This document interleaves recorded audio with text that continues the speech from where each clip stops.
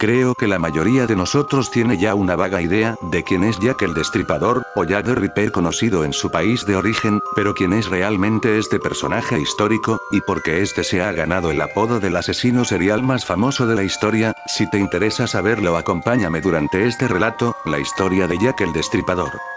Es el día 31 de agosto de 1888 en Londres, y Charles Cross, de 39 años, salió de su casa en Doveton Street para ir a trabajar. Eran las 3:30 de la madrugada y la oscuridad bañaba las calles que Cross transitaba a diario, misma hora y mismos lugares.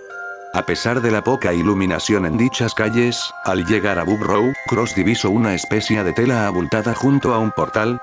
Pensando que era un rollo de tela abandonada, pensó que le sería útil para su trabajo de conductor, por ello se acercó lentamente a dicho bulto. Su sorpresa fue espantosa, al percatarse que lo que al principio solo parecía un rollo de tela, obtenía una forma humana cuanto más se acercaba a este. Cross no quería quedar con la curiosidad, pero a la vez no quería que se armara un malentendido si lo sorprendían y lo que yacía en el suelo era realmente un cuerpo, por lo que pidió ayuda a otro hombre que circulaba por ahí también rumbo al trabajo. Fue entonces que juntos se dispusieron a retirar la tela y ahí estaba, una mujer, tumbada boca abajo, con las piernas estiradas y la falda subida hasta la cintura, sin vida.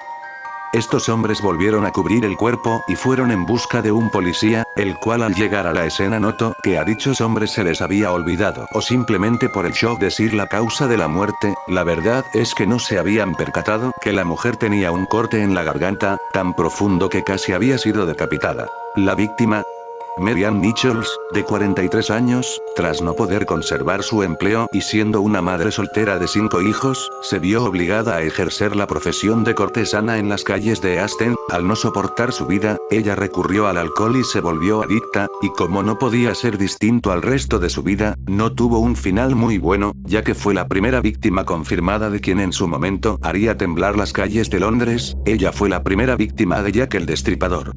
En ese entonces Londres, a los ojos de los otros países y del mismo Reino Unido, era una ciudad próspera, capital del Imperio Británico, el más poderoso y próspero de la época, pero para las clases desfavorecidas, Londres no era más que una cloaca, una ciudad injusta, con empleos abusivos y mal pagados, donde el trabajo más ejercido era la prostitución. Aquí el crimen era el pan de cada día, pero el lado oscuro de Londres fue el que salió a relucir en diarios de todo Reino Unido, esto debido a Jack el Destripador.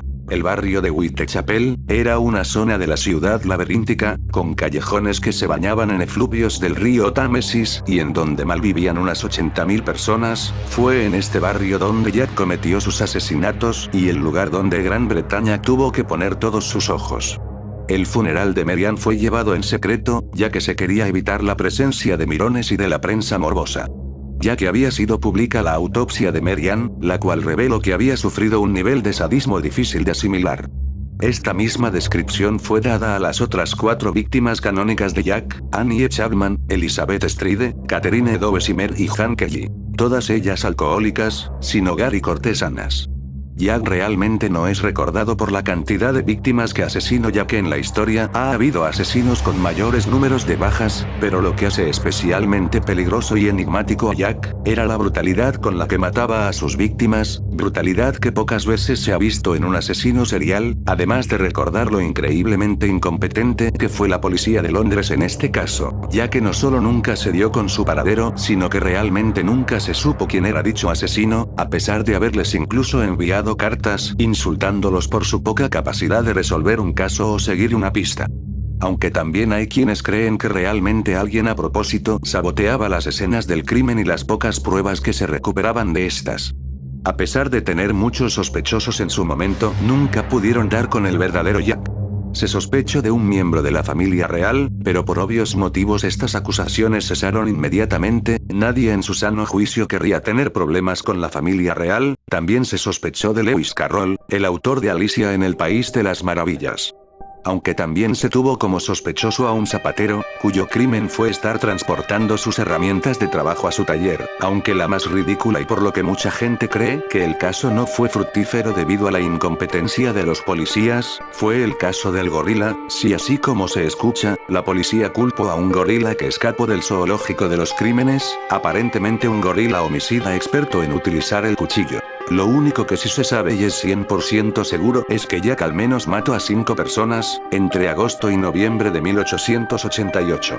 El detective Reid, quien era aparentemente de los pocos con algo de cerebro asignados al caso, logró obtener un par de datos, aunque realmente fueron insuficientes, pero aquí les van. Todos los crímenes se cometieron tras los cierres de los bares, todas las víctimas eran de la misma clase, la más baja entre las bajas, y vivían no más lejos de un cuarto de milla una de las otras, lo que serían unos 400 metros aproximadamente.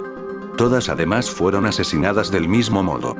Esto nos deja ciertos datos que podemos recabar por deducción simple. Jack conocía a las víctimas, quizá no al 100%, pero sí al menos sabían dónde vivían, y qué cosas hacían en el día, sabía el momento más vulnerable para atacar, escogió personas que no serían fáciles de rastrear, menos para las autoridades incompetentes.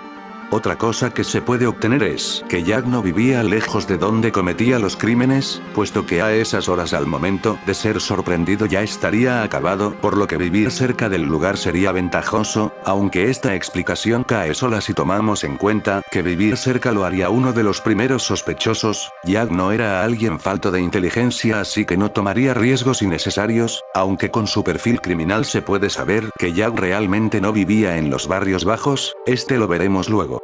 Esto nos deja un dato que sí se puede obtener de esa información. Jack no mataba porque sí, escogió a sus víctimas, las estudió y las mató en el momento perfecto para no ser detectado. No era solo un asesino, Jack sabía a quién matar, cuándo y dónde. El método que Jack utilizaba con sus víctimas fue el culpable de provocar el pánico en las calles de Londres durante este año, ya que era realmente cruel y sádico, ya que disfrutaba haciendo daño al cuerpo de sus víctimas, inclusive después de estas ya haber muerto. Así pudo verse mejor en su segunda víctima, Annie Chapman, a quien le cortaron la garganta, le abrieron el abdomen, los intestinos habían sido sacados y puestos sobre el hombro de la víctima, el útero y otras partes del cuerpo que no puedo nombrar para que YouTube no me den un strike, fueron arrancadas pero no se pudieron encontrar. Pero en toda esta brutalidad se puede encontrar un detalle: los cortes eran limpios, no cortaban otras partes más que las que habían sido arrancadas, evitaban el recto y demás. Esto dio a entender que ya tenía conocimientos avanzados de anatomía. Además de esto, Jack tenía una extraña afición por las vísceras. En una ocasión envió un riñón humano al presidente de un comité de vigilancia junto con una carta que decía: le envío medio riñón que tomé de una mujer. Lo he conservado para usted. La otra mitad la freí y me la comí. Estaba muy bueno. Si espera un poco más, quizá le envíe el cuchillo ensangrentado con el que lo saqué. Firmado. Atrápeme si puede. Así como esta fueron algunas más, se cuentan al menos 3 cartas firmadas por Jack el Destripador, en donde se reclamaban las autorías de los crímenes, se burlaban de la incompetencia de la policía y se amenazaba con derramar más sangre. Tras las semanas, más y más muertos aparecían, y la indignación por la situación se transformó en olas de protestas contra la policía, quienes parecían no tener ninguna pista, ni tampoco manera de frenar a Jack. Esto hizo que el comisario de la policía de Londres dimitiera de su cargo por la impotencia e indignación de la situación. Luego de la última muerte causada en noviembre de 1888, tal como apareció, se fue. Esto dejó cientos de dudas, como quién era. ¿Lo atraparon? ¿Se suicidó? ¿Lo mataron? Pero hasta el día hoy, casi un siglo y medio después, aún no se sabe quién fue, o qué pasó con él. La verdad es que es uno de los misterios más grandes que aún persisten en la actualidad, y es probablemente una de las personas más famosas de la historia, y uno de los asesinos seriales más famosos. Según se dice que se suicidó y fue visto en medio del río Támesis, algunos creen que fue el Dr. Cream, quien en su momento de agonía dejó un mensaje a medias antes de fallecer, el cual fue: soy Jack el. Pero realmente no se ha podido confirmar esto, por lo que en la actualidad muchas personas siguen intentando averiguar quién fue este enigmático asesino, estos a través de una pseudociencia en la que mezclan ciencia real y conjeturas a lo que denominaron riperología. Pero quizá algún día se logre descubrir quién fue, y si quieres intentarlo te dejaré el perfil criminal dado por Thomas Bond, un cirujano consultor de la investigación, quien dio un perfil criminal que es aceptado incluso hoy en día como el más acertado. El asesino debe haber sido un hombre fuerte, muy frío y temerario. No hay pruebas de que tuviese cómplices. En mi opinión, debe ser un hombre que sufre ataques periódicos de manía homicida erótica. Es muy probable que su apariencia sea la de un hombre inofensivo, de mediana edad, vestido de manera respetable. Seguramente vive entre gente decente que sabe algo de su carácter y sus hábitos, y que quizás sospeche que no siempre está en sus cabales. Así que dime, ¿quién crees que fue Jack el Destripador?